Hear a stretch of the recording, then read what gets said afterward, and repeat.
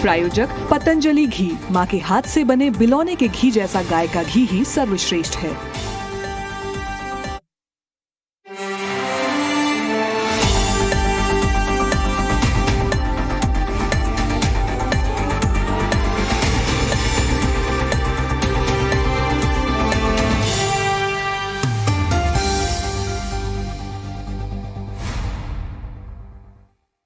नमस्कार, मैं हूं बलराम पांडे। आज हम बात करेंगे दिल्ली के सियासत पर, क्योंकि संजय सिंह जब से जेल से रिहा हुए हैं तब से दिल्ली के सियासत में घमासान मचा हुआ है।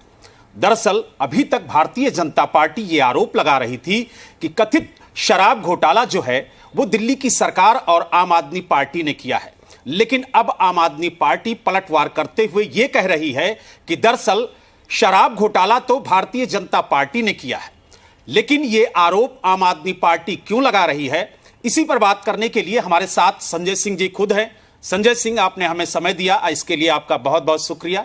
नमस्कार, और आपके दर्शकों को भी नमस्कार। संजय जी, जो आप आरोप लगा रहे हैं कि कथित शराब घोटाला जो है वो भारतीय जनता पार्टी ने किया, जी हाँ, दरअसल इस आरोप में तो आपके नेता जेल में हैं। जेल में इसलिए हैं कि आज एक तानाशाह सरकार है। जेल में इसलिए है कि वो अच्छा काम कर रहे थे अरविंद केजरीवाल जी। बिजली पे, पानी पे, शिक्षा पे, स्वास्थ्य पे, बुजुर्गों की तीर्थ यात्रा पे, माताओं बहनों को निःशुल्क बस की यात्रा देने पर काम कर रहे थे। और यही इनके आंख की किरकिरी है कि एक बेहतरीन सरकार दिल्ली में चलाकर केजरीवाल जी ने दिखाया। 3 बार प्रचंड बहुमत से जनता ने उनको जिताया। यहां हमसे वो चुनाव जीत नहीं सकते, इसलिए उनको जेल में डाला, हमारी पार्टी को खत्म करने के उद्देश्य से। और शराब घोटाला कैसे बीजेपी ने किया है, मुझे 3 मिनट का समय देंगे तो मैं आपको एक एक करके बता दूंगा। बिल्कुल बताइए। देखिए, ईडी ने अपनी पूरी इन्वेस्टिगेशन के दौरान पिछले 2 साल में 162 गवाहों के बयान लिए। सीबीआई ने इस दौरान 294 गवाहों के बयान लिए। कुल 456 गवाह ईडी और सीबीआई ने उनके बयान लिए, और मात्र 4 गवाहों ने अरविंद केजरीवाल का नाम लिया। मात्र 4 गवाहों ने। अब वो 4 गवाहों ने अरविंद केजरीवाल का नाम जो लिया, उसकी हकीकत क्या है, ये आपके दर्शकों को और देश के लोगों को जानना जरूरी है कि कैसे एक ईमानदार मुख्यमंत्री के खिलाफ गहरी साजिश करके गिरफ्तार किया गया। वो 4 गवाह है मंगुंटा रेड्डी, राघव रेड्डी, शरद रेड्डी और सी अरविंद। ये है मंगुंटा रेड्डी, प्रधानमंत्री जी के साथ, जिनकी तस्वीर आपको देखने को मिलेगी। और ये 2024 का चुनाव भी लड़ रहे हैं और प्रधानमंत्री की तस्वीर लगा के वोट भी मांग रहे हैं। ये है मंगुंटा रेड्डी। इनको ईडी ने और भाजपा ने कहा कि मंगुंटा रेड्डी शराब के घोटालेबाज हैं। 16 सितंबर 2022 को इनके घर पे छापा मारा गया। 10 फरवरी 2023 को इनके बेटे को गिरफ्तार कर लिया गया। 16 जुलाई तक बाप बेटे ने मिला के 10 स्टेटमेंट दिया। बलराम जी, 10 स्टेटमेंट। अंतिम 2 बयानों में, 3 बयान पिता का मंगुंटा रेड्डी का, 2 बयान में केजरीवाल का नाम नहीं, अंतिम बयान में केजरीवाल का नाम। 7 बयान बेटे का राघव रेड्डी का, 6 बयान में केजरीवाल का नाम नहीं, 7वें बयान में केजरीवाल का नाम। और 16 जुलाई को बयान देते हैं, 18 जुलाई को राघव रेड्डी की जमानत हो जाती है। हमारे वकील बड़े परेशान हुए कि 10 बयान है, ईडी ने तो सिर्फ 2 ही बयान लगाया हुआ है, बाकी बयान कहां है। तो वकीलों ने दरखास्त लगाई माननीय न्यायालय में और कहा, साहब, ये एक आरोपी का अधिकार है कि जो साक्ष्य उसके खिलाफ इकट्ठा किए गए हैं वो उसको दिए जाएं। हम देखना चाहते हैं कि हमारे खिलाफ क्या साक्ष्य है ईडी के पास। कोर्ट ने कहा, बिल्कुल ठीक है, आप जाइए और जांच कीजिए, मैं तो माननीय न्यायालय का धन्यवाद दूंगा। और ये मार्च में आदेश मिला हमें, बलराम जी। हमारे वकील गए, उन्होंने जाकर देखा, उनके होश उड़ गए। शुरुआत के 6 बयानों में राघव रेड्डी ने अरविंद केजरीवाल का नाम नहीं लिया। शुरुआत के 2 बयानों में मंगुंटा रेड्डी ने अरविंद केजरीवाल का नाम नहीं लिया। जैसे ही नाम लेता है, 16 जुलाई को, 18 जुलाई को उसकी बेल हो जाती है। सेक्शन 50 पीएमएलए पढ़ लीजिएगा और किसी वकील से भी पूछ लीजिएगा। अगर गलत बोलूंगा तो आप फिर से आइएगा और फिर से मैं उस पर जवाब दूंगा। Section 50 PMLA. लेकिन संजय जी, आप कह रहे हैं कि गलत तरीके से अरविंद केजरीवाल को फंसाया गया, लेकिन ईडी तो कह रही है कि हमारे पास गवाह भी हैं, सबूत भी हैं। आपके पास क्या है? मैं गवाहों की हकीकत बता तो रहा हूं आपको। इन बातों को चेक कर लीजिएगा। मैं अगर झूठ बोल रहा हूं तो मैं तो आपसे कह रहा हूं, आपने 8 बयान छिपाए क्यों, आप मुझे बताइए। भाई, ईडी ने अगर कोई शराब घोटाले की जांच शुरू की केजरीवाल जी के खिलाफ, उसमें 10 बयान है, 2 बयान खिलाफ में लेकर उसके बेटे को जमानत दे दी जाती है और 8 बयान को छिपाया क्यों? भाई, ईडी का दफ्तर कोई म्यूजियम तो है नहीं बलराम जी, क्या आपने कागज इकट्ठा कर लिया और वहां पे रख लिया? ना कोई रद्दी खाना है कि वहां रद्दी बटोर रहे हैं आप। आपने गवाहों की स्टेटमेंट ली है ना, और दोषी हम कहां पे साबित होंगे? माननीय न्यायालय में। ईडी भी जज नहीं है, मोदी जी भी जज नहीं है, बीजेपी के नेता भी जज नहीं है, तो माननीय न्यायालय के सामने वो बयान दिए क्यों नहीं आपने? छिपाने के पीछे मकसद क्या है? यही है गहरी साजिश। लेकिन आप लोग तो ये कह रहे हैं कि भारतीय जनता पार्टी ने ये शराब घोटाला किया है। आ रहा हूं उस पर भी, थोड़ा सा समय, इसीलिए मैं कह रहा हूं थोड़ा सा समय दीजिए। अब सवाल यह है कि सेक्शन 50 पीएमएलए क्या कहता है। भाजपाई वकीलों से भी पूछिएगा, वो भी आपको यही बताएंगे, गलत नहीं बता सकते।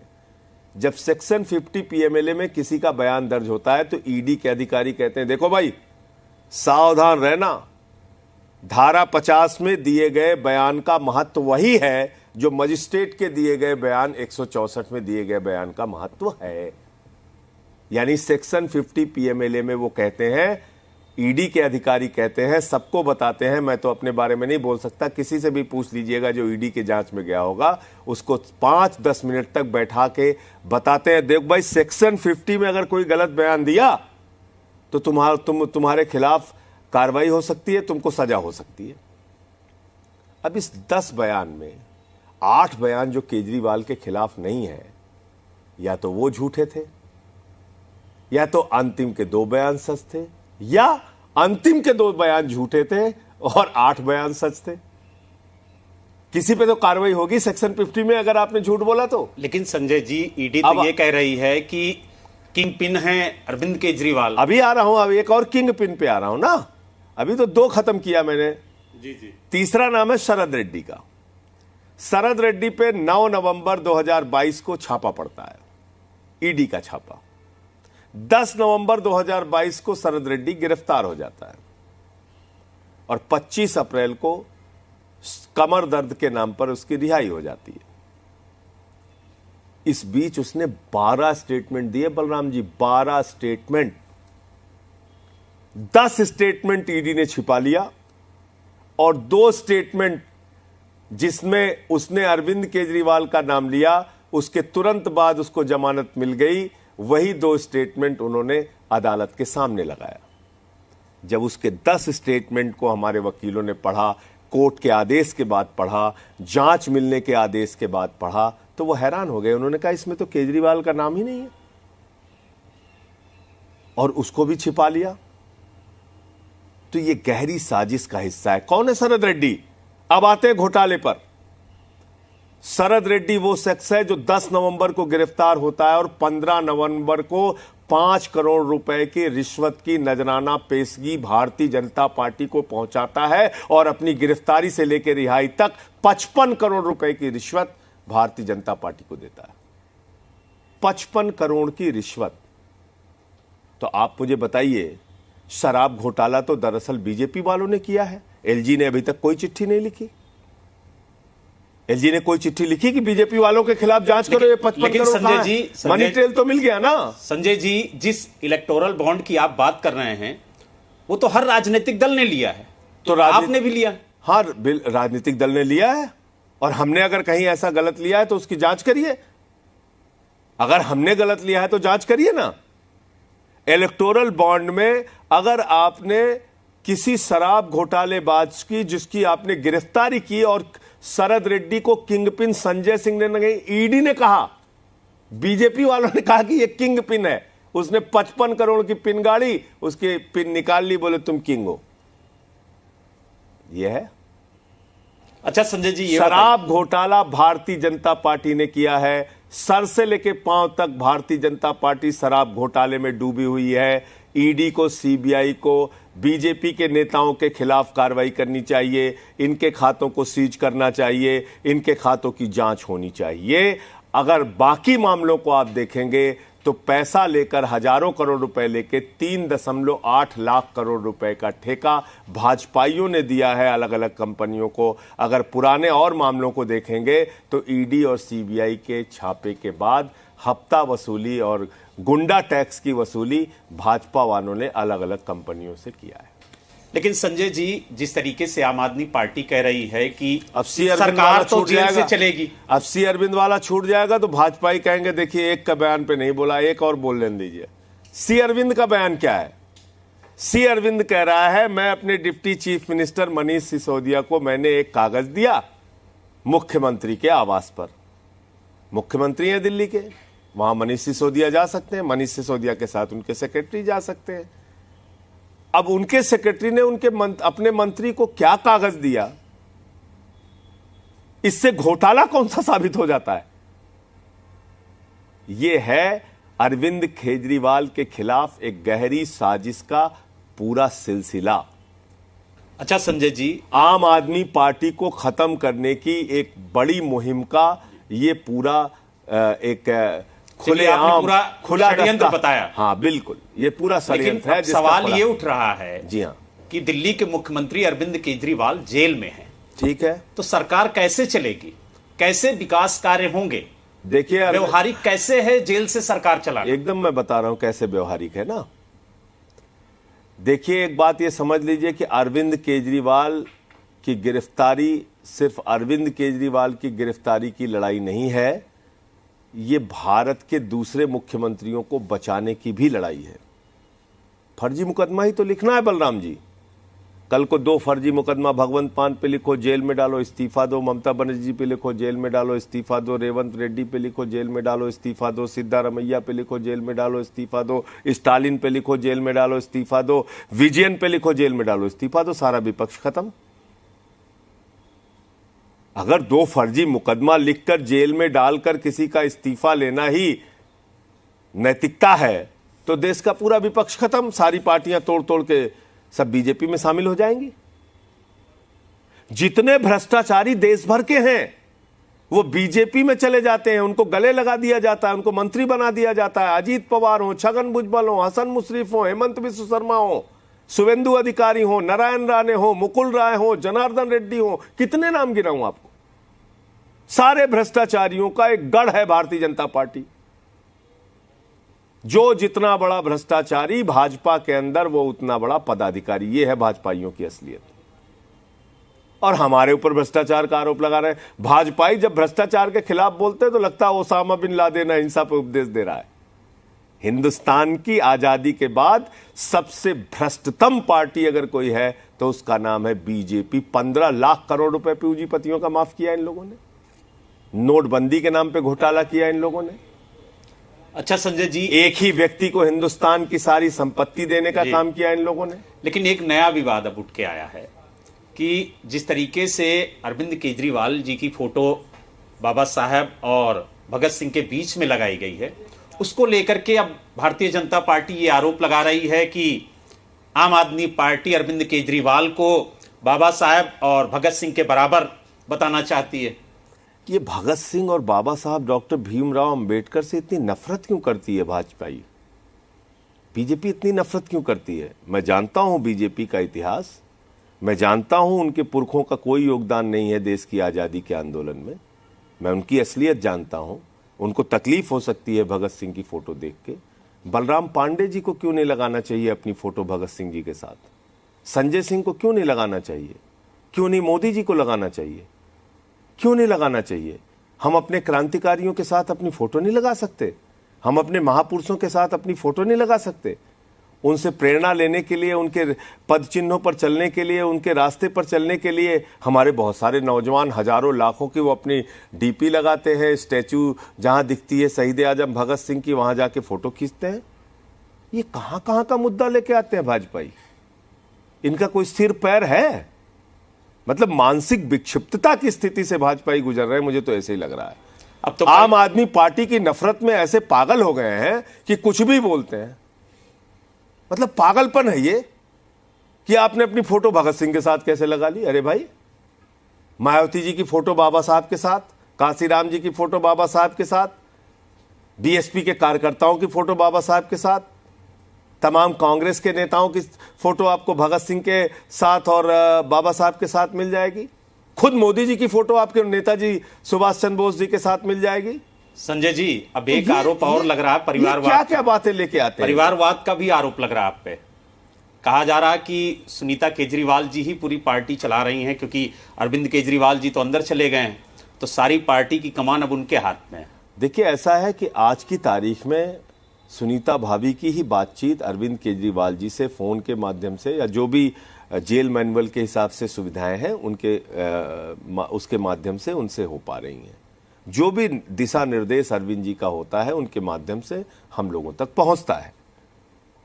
दूसरी बात यह है कि एक परिवार आज तकलीफ में है, कष्ट में। मैंने तो बताया आपको कि पहली बार मैंने उनकी आंख में आंसू देखा। एक ईमानदार मुख्यमंत्री को आपने पकड़ के जेल में डाल दिया, जिसने आईआरएस की नौकरी को लात मारी, 13 दिन का एक भ्रष्टाचार विरोधी राष्ट्रव्यापी आंदोलन चलाया, 15 दिन का अनशन रखा, उस व्यक्ति को आपने पकड़ के जेल में डाल दिया। कितने कष्ट और पीड़ा में उनकी पत्नी और उनके बच्चे और उनके बूढ़े माँ बाप और उनका परिवार है, इसकी कल्पना कर सकते हैं आप? और दिन रात मजाक उड़ाने में लगे हुए हैं लोग। उनके आंसुओं का हिसाब दिल्ली की जनता लेगी। 20 साल से एक बीमारी से ग्रसित है मनीष सिसोदिया की पत्नी, 20 साल से, और संघर्ष करना पड़ता है, कानूनी लड़ाई लड़नी पड़ती है अपनी पत्नी से मिलने के लिए मनीष सिसोदिया को। एक दिन की छूट मिलती है इतनी लंबी लड़ाई के बाद। आप उस कष्ट और पीड़ा का एहसास कर सकते हैं। आज सत्येंद्र जैन के 36 किलो वजन कम हो गया। उनका परिवार किस तरीके, क्या गुनाह है उस आदमी का? मोहल्ला क्लिनिक बनाया इसलिए, 300 यूनिट बिजली फ्री की योजना लेके आया इसलिए। इतनी नफरत आप करते हो, इतनी नफरत भाजपाइयों को हम लोगों से। अरे भाई, हमारा गुनाह क्या है? बुजुर्गों की तीर्थ यात्रा करा दी, गुनाह है हमारा। हमने अपना बजट दोगुना कर दिया, गुनाह है। अच्छी शिक्षा दे रहे हैं बच्चों की पढ़ाई के लिए, गुनाह है हमारा। यहां की बेटियों को, माताओं बहनों को, मजदूर हमारी जो माताएं बहनें हैं उनको फ्री बस की यात्रा दे रहे हैं, ये हमारा गुनाह है। 1000 रुपए की आर्थिक सहायता दे रहे हैं, ये गुनाह है। ऐसी नफरत। और एक आदमी आपका मणिपुर जला रहा है 1 साल से, उसको माला पहना के आप मुख्यमंत्री बनाए हुए हैं। उससे राजनीतिक संकट और संवैधानिक संकट नहीं है। देश के गृह राज्य मंत्री का बेटा 4 किसानों को कुचल के मार देता है, पूरा देश उसको देखता है, वो देश का गृह राज्य मंत्री आज भी बना हुआ है। उससे कोई राजनीतिक और संवैधानिक संकट नहीं है। कमजोर को दबाना है, गला दबा के उस पार्टी को खत्म कर देना है, आम आदमी पार्टी को, क्योंकि एक नई राजनीति लेके आई है। क्योंकि 10 साल में कैसे राष्ट्रीय पार्टी बन गई, कैसे गुजरात में घुस गई और गोवा में सीटें आ गई, इसलिए कि पंजाब में कैसे प्रचंड बहुमत की सरकार बन गई। इतनी आंखों में किरकिरी कि कैसे एमसीडी में जीत के आ गए। अभी और चुनाव जीतेंगे हम लोग, लेकिन मैं आपको बता रहा हूं, और भाजपा जितना अत्याचार करेगी उतना ही सूद ब्याज समेत जनता उनको जवाब देगी। इंतजार कीजिए। और एक बात और समझ लीजिए बलराम जी, मैं आपके चैनल पे इस बात को कह रहा हूं, हताशा और निराशा में ही आदमी चुनाव के दौरान ऐसी कार्रवाई करता है। कोई राजनेता, अगर मोदी जी को अपनी जीत का कॉन्फिडेंस होता, 400 पार के नारे पे उनको खुद अगर यकीन होता, तो यह काम नहीं करते कि वो 2 मुख्यमंत्री को गिरफ्तार करें और कांग्रेस पार्टी का खाता सीज कर ले। ये उनकी हार की हताशा और उनके मन में हार के खौफ का एक नतीजा है। संजय जी, आपने चुनाव की बात कही, पार्टी के मुखिया जेल में है, लोकसभा चुनाव सर पर है, कई राज्यों में आम आदमी पार्टी चुनाव लड़ रही है, चुनाव प्रचार कैसे होगा? 4 गुना ज्यादा मेहनत करेंगे। जब तक पार्टी के मुखिया जेल में है, 4 गुना ज्यादा मेहनत करेंगे। और आपने देखा होगा कि मैंने निकलते ही कहा कि जश्न का समय नहीं है, ढोल नगाड़ा फूल माला मत करो, जंग का समय है, संघर्ष करो। और इसी दफ्तर में अपने कार्यकर्ताओं को कहा कि जब तक हमारे मुखिया जेल में है, उनके आने के बाद थोड़ी बहुत राहत ले लेना, आराम कर लेना, लेकिन तब तक 5 गुना ज्यादा मेहनत करो। तो इसलिए और मेहनत करेंगे, संदेश पहुंचाएंगे। ये सारी बातें जो आपको मैंने इतना विस्तार से बताई, ये लोगों तक पहुंचाएंगे कि कैसे जबरदस्ती फंसाया गया है मुख्यमंत्री को। इस लोकसभा चुनाव में संजय सिंह को क्या जिम्मेदारी मिलेगी? मैं पार्टी का कार्यकर्ता हूं, जो पार्टी जिम्मेदारी देगी काम करेंगे। हमने उस दिन कहा यहां पे कि यह आम आदमी पार्टी सिर्फ पार्टी नहीं, परिवार है। इतना बड़ा हमारा आम आदमी पार्टी का परिवार है, हम एक दूसरे के सुख दुख में शामिल हैं। और मैं आपको एक बात और कहना चाहता हूं, इतिहास आपको 2 रूप में याद करता है, कायर के रूप में और बहादुर के रूप में। और जब संकट की घड़ी आती है तभी बहादुरों की पहचान होती है। तो आप अपने आप को कैसे, किस रूप में याद किए जाएं, आप कैसे आप देखें, अपने आप को देखना चाहते हैं, वो आपको तय करना है, कोई दूसरा आदमी नहीं तय कर पाएगा। 6 महीने में जेल में रहा तो आत्मबल और मजबूत करके निकला। बहुत सारे क्रांतिकारियों को पढ़ने का मौका मिला और निकला तो इस हौसले के साथ निकला कि अब और लड़ूंगा इनके खिलाफ, इनके अन्याय के खिलाफ, इनकी तानाशाही के खिलाफ। बीजेपी तो ये कह रही है कि शर्तों के साथ संजय सिंह को जमानत मिली है, लेकिन वो शर्तों का उल्लंघन कर रहे हैं। कैसे बताइए आप, क्या है शर्तें बताइए जिसका मैं उल्लंघन कर रहा हूं? उनका कहना है भाजपाई तो जज भी हो चुके हैं ना, इनके यहां तो कई जज पैदा हो गए हैं। न्यायालय की कुछ समझ है, उनका जो न्यायालय का आदेश है मेरे जमानत का, उसको पढ़ा है। माननीय सर्वोच्च न्यायालय के 3 न्यायाधीशों का निर्णय मेरे पक्ष में है, जमानत का 3 जजों का फैसला है। मैं धन्यवाद देना चाहता हूं माननीय सर्वोच्च न्यायालय का। और जो शर्तें हैं न्यायालय की, उसका अक्षरशः पालन कर रहा हूं। बताइए ना क्या उल्लंघन किया, बोलिए क्या उल्लंघन किया? तो कह रहे हैं हम कोर्ट में बताएंगे। बताएं कोर्ट में, आज तो थी तारीख, नहीं आए भाजपाई बताने के लिए। आज तो थी कोर्ट की तारीख, 6 अप्रैल है आज। अच्छा संजय जी, आपसे एक सवाल। कोर्ट ने, मैं फिर कह रहा हूं, कोर्ट ने यह मुझसे कहा है कि आप ईडी के मामले में अपने रोल से संबंधित कोई भी बयान नहीं देंगे। जब से मैं निकला हूं तब से लेके बलराम पांडे जी से जब से बात कर रहा हूं तब तक अपने रोल के संबंध में, ईडी के मामले में मैंने एक बयान, एक भी कोई बात कही हो तो आप बताइए मुझे। अच्छा, आपसे एक आखिरी सवाल। इंडिया गठबंधन के तहत कांग्रेस और आम आदमी पार्टी गठबंधन करके, चाहे वो दिल्ली हो, चाहे गुजरात हो, चाहे हरियाणा हो या अन्य राज्य हो, वहां पर चुनाव लड़ रही है, पंजाब को छोड़ के। तो क्या इंडिया गठबंधन के तहत कोई रोड मैप तैयार हुआ कि किस तरीके से चुनाव प्रचार किया जाएगा, किस तरीके से गठबंधन के लोग एक मंच पर नजर आएंगे? अगर हम दिल्ली की बात करें तो दिल्ली में 4 सीटें आम आदमी पार्टी के पास हैं, 3 सीटें कांग्रेस के पास हैं। आम आदमी पार्टी ने उम्मीदवार घोषित कर दिए, लेकिन कांग्रेस अभी तक घोषित नहीं कर पाई। और जिस तरीके से चुनाव प्रचार हो रहा, अभी तक एक भी रैली नहीं हुई है गठबंधन की। देखिए, एक तो महारैली हुई यहां पे इंडिया गठबंधन की रामलीला के मैदान में 31 मार्च को। उस रैली ने बहुत बड़ा संदेश दिया, जिसमें सारे दलों के लोग आए, टीएमसी के लोग भी आए। दूसरी बात यह है कि बिल्कुल मैं ऐसा मानता हूं, आपने जो कहा बिल्कुल सच है कि सारे दलों को एक साथ मिलकर रणनीति बना के प्रचार करना चाहिए। मैं तो अभी 2-3 दिन जब से आया हूं तब से लगातार काम में ही जुटा हूं। पहले दिन आया तो सुबह 6 बजे सो पाया हूं और दूसरे दिन 6:30 बजे सोया हूं। आज 3.5-4 घंटे की नींद मिल पाई है। तो जैसे ही मैं ये थोड़े काम और पार्टी के निपटा के खाली होता हूं तो फिर और बाकी जो इंडिया गठबंधन के दल हैं उनसे बातचीत करेंगे और इस पर रणनीति बना के काम करेंगे।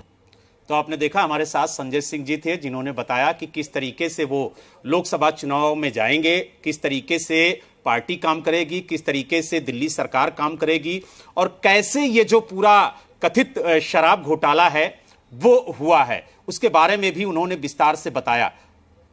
तो आपने देखा कि किस तरीके से संजय सिंह ने बड़ी बेबाकी से अपनी बात को रखा। तो हमें दीजिए इजाजत।